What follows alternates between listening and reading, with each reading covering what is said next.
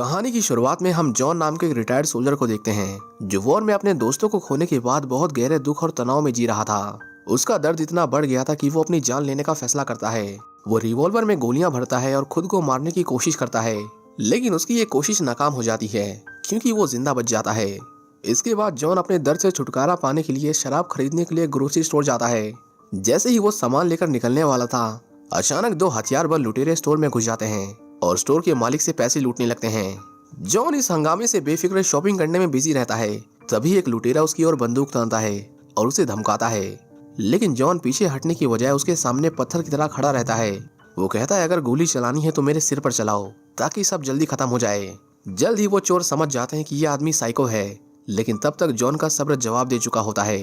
वो मौके का फायदा उठाकर उसके हाथ से बंदूक छीन लेता है और उसे बहुत मारता है। दूसरा लुटेरा चाकू से हमला करने की कोशिश करता है, लेकिन जॉन उसे भी काबू में कर लेता है। वो उसे बुरी तरह पीटता है, लेकिन अपने भयानक अतीत को याद करते हुए उसे मारने की बजाय छोड़ देता है।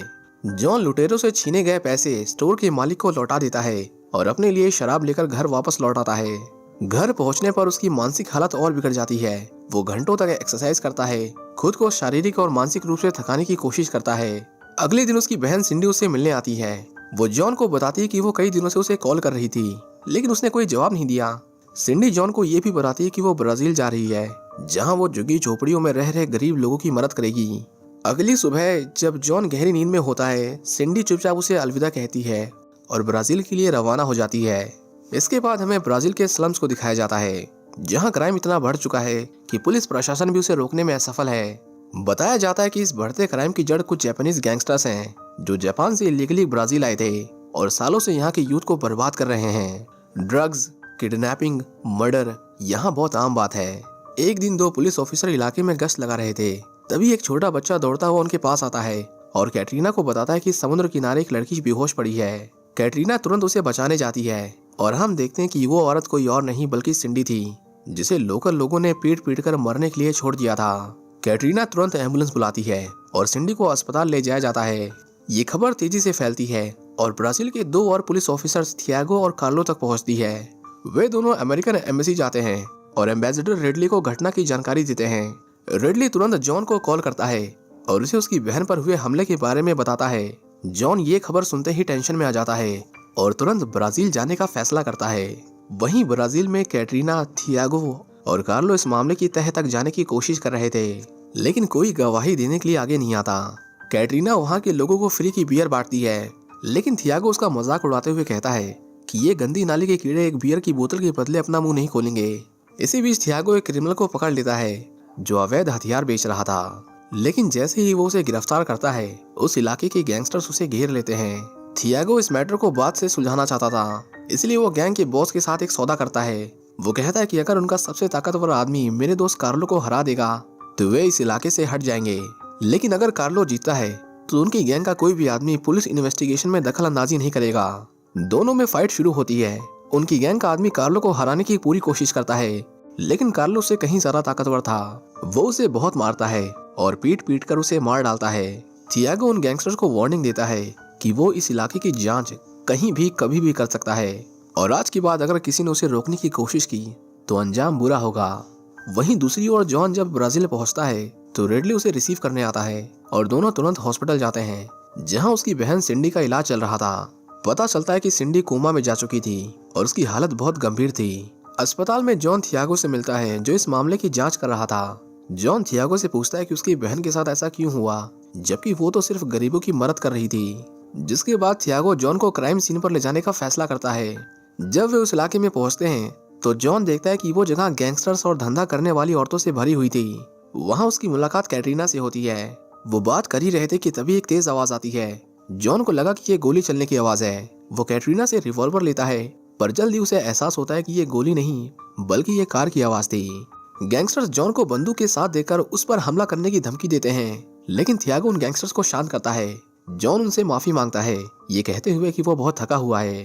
कैटरीना उसे क्राइम सीन पर ले जाती है, लेकिन जॉन जानता था कि इस इलाके में गवाहों को ढूंढना इतना आसान नहीं होगा। जब जॉन हॉस्पिटल लौटता है तो एक नर्स को सिंडी की दवा में कुछ मिलाते हुए देखता है। थोड़ी देर बाद सिंडी को अजीब तरह के दौरे आने लगते हैं। जॉन मदद के लिए दौड़ता है, लेकिन पाता है कि पहले वाली नर्स गायब हो चुकी थी। सिंडी की हालत और क्रिटिकल हो जाती है और डॉक्टर्स बताते हैं कि उसे जहर दिया गया है। जॉन को पता चलता है कि उस अस्पताल में कोई जापानीज नर्स काम नहीं करती। वो समझ जाता है कि यहाँ उसकी बहन की जान को खतरा है, जिसके बाद थियागो सिंडी की सिक्योरिटी के लिए गार्ड्स तैनात कर देता है। अगले दिन जॉन फिर से क्राइम सीन पर लौटता है। वहाँ वो कुछ लड़कों के ग्रुप को देखता है जो ड्रग्स ले रहे थे। जॉन उनसे बात करना चाहता था। उसे देखकर कूका नाम का एक लड़का वहाँ से भागने की कोशिश करता है, लेकिन जॉन उसे पकड़ लेता है। जॉन कूका को सिंडी की फोटो दिखाता है और पूछता है कि क्या तुम उसे जानते हो। वो देखता है कि कूका ने उसकी बहन का नेकलेस पहना हुआ है। जब कूका जवाब नहीं देता तो जॉन उसे जोर का पंच मारता है, जिसके बाद कूका के साथी भी जॉन पर हमला कर देते हैं और दोनों के बीच लड़ाई हो जाती है। बाद में ये पता चलता है कि सिंडी ने खुद कूका को वो नेकलेस दिया था, क्योंकि कूका की बहन जो सिंडी के साथ काम करती थी वो गायब हो चुकी थी। जॉन अपनी गलती के लिए कूका से माफी मांगता है, जिसके बाद कूका जॉन को सिंडी की डायरी देता है और उसे पढ़ने के लिए कहता है। जॉन डायरी के एक फटे हुए पन्ने को देखता है और जब एक सफेद पन्ने पर कार्बन पेपर रगड़ता है तो उसे एक फोन नंबर मिलता है। वो नंबर डायल करता है और सामने से एक फोटोग्राफर ब्रूनो की आवाज आती है। जॉन उसे मिलना चाहता था, जिसके लिए ब्रूनो तुरंत मान जाता है। ब्रूनो से मिलने पर जॉन को पता चलता है कि सिंडी ने ब्रूनो से एक इम्पोर्टेंट मीटिंग की तस्वीरें खींचने की रिक्वेस्ट की थी। ये मीटिंग एक स्मगलर के साथ होनी थी जो ब्राजील में लड़कियों की तस्करी किया करता था। हालांकि ब्रूनो डर के मारे जॉन को वो तस्वीरें देने से मना कर देता है। जॉन देखता है कि ब्रूनो के पास एक पेनड्राइव है। वो गले लगने के बहाने चुपके से उस पेनड्राइव को चोरी कर लेता है, लेकिन जैसे ही ब्रूनो वहां से जाने के लिए अपनी कार में बैठता है, कार में ब्लास्ट हो जाता है और उसकी वहीं मौत हो जाती है। जॉन वहां उस जापानीज लड़की को देखता है जिसे वो हॉस्पिटल में मिला था।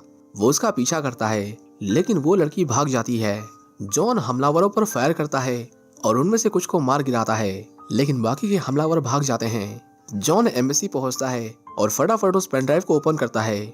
उसमें उसे उस आदमी की फोटो मिलती है जो सिंडी से अक्सर मिलता रहता था। फोटो में एक कार की खिड़की पर एक क्लब का नाम लिखा हुआ नजर आता है, जिसके बाद जॉन उस आदमी की तलाश में क्लब में जाता है।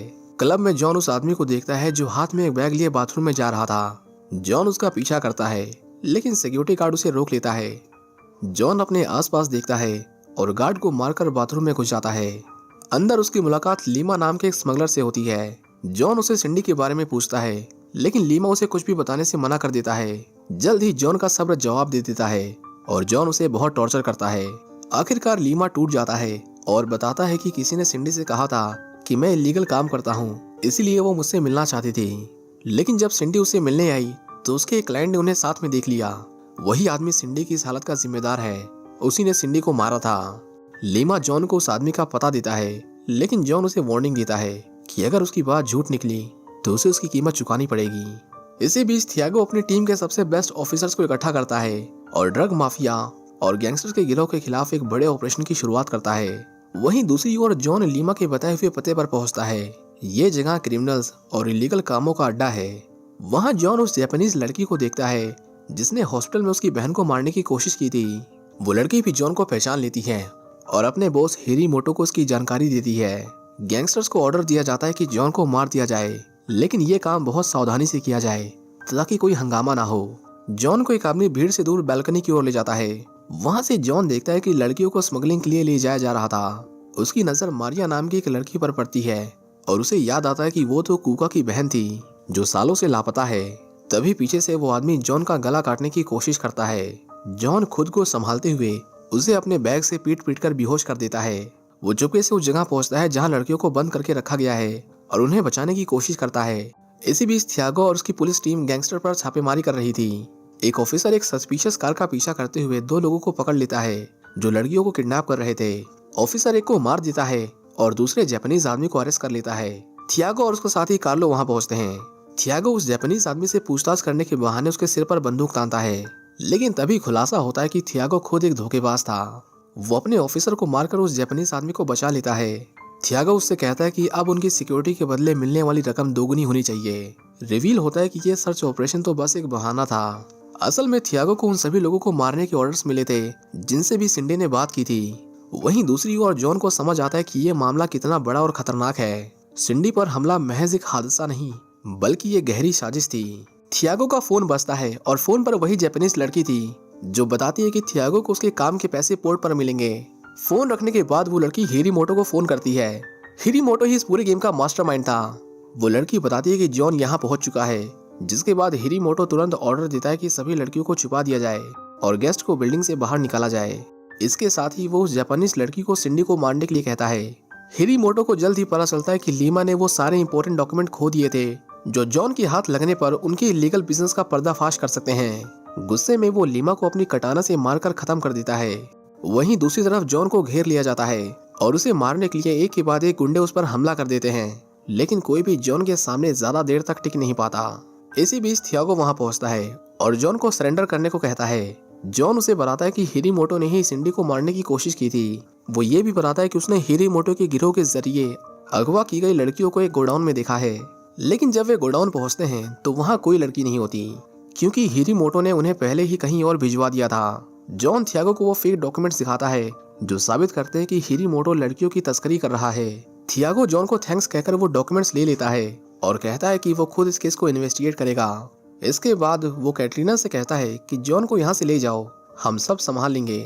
जॉन वहाँ से जा ही रहा था कि तभी जॉन को समझ आ जाता है कि थियागो भी धोखेबाज है, क्योंकि थियागो ने लीमा के बैग के बारे में पूछा था, जबकि जॉन ने बैग का जिक्र किया ही नहीं।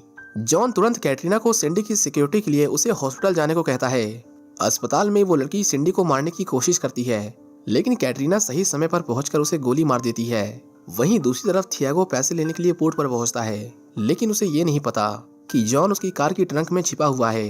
पोर्ट पर जॉन देखता है कि गैंग के लोग लड़कियों को कंटेनरों में बंद करके जापान भेजने की तैयारी कर रहे हैं। वो अपने दोस्त रेडली को फोन करके मदद मांगता है और उसे बताता है कि थियागो और हिरीमोटो मिले हुए हैं। वहीं हिरीमोटो को जैसे ही पता चलता है कि जॉन इस पोर्ट पर है, वो अपने आदमियों को उसे पकड़ने के ऑर्डर्स देता है। जल्द ही एक बड़ी लड़ाई छिड़ जाती है और जॉन एक एक करके अपने रास्ते में आने वाले हर एक गैंगस्टर को साफ करता जाता है। आखिर में सिर्फ कार्लो, हिरीमोटो और थियागो ही बचते हैं, जो मिलकर जॉन को खत्म करने के लिए उस पर टूट पड़ते हैं। हिरीमोटो अपनी कटाना से जॉन पर हमला करता है, लेकिन जॉन मेटल पाइप का सहारा लेकर खुद को उसकी धारदार तलवार से बचाता है। हिरीमोटो और जॉन के बीच इस आमने सामने की टक्कर में जॉन अपने शातिर दिमाग और ताकत का इस्तेमाल करता है और उसे गोलियों से भून देता है। सबको खत्म करने के बाद जॉन थियागो के पास पहुंचता है, जो अब मरने की कगार पर है। थियागो जॉन को एक ट्रेन स्टेशन के लॉकर की चाबी देता है, जिसमें उन सभी लोगों के नाम हैं जो हिरीमोटो के साथ काम करते हैं। वो बताता है कि उसने ये सब अपने परिवार को गरीबी से निकालने के लिए किया। थियागो जॉन से रिक्वेस्ट करता है कि वो उसे मार दे, लेकिन जॉन उसे गन और एक बुलेट देकर वहां से चला जाता है।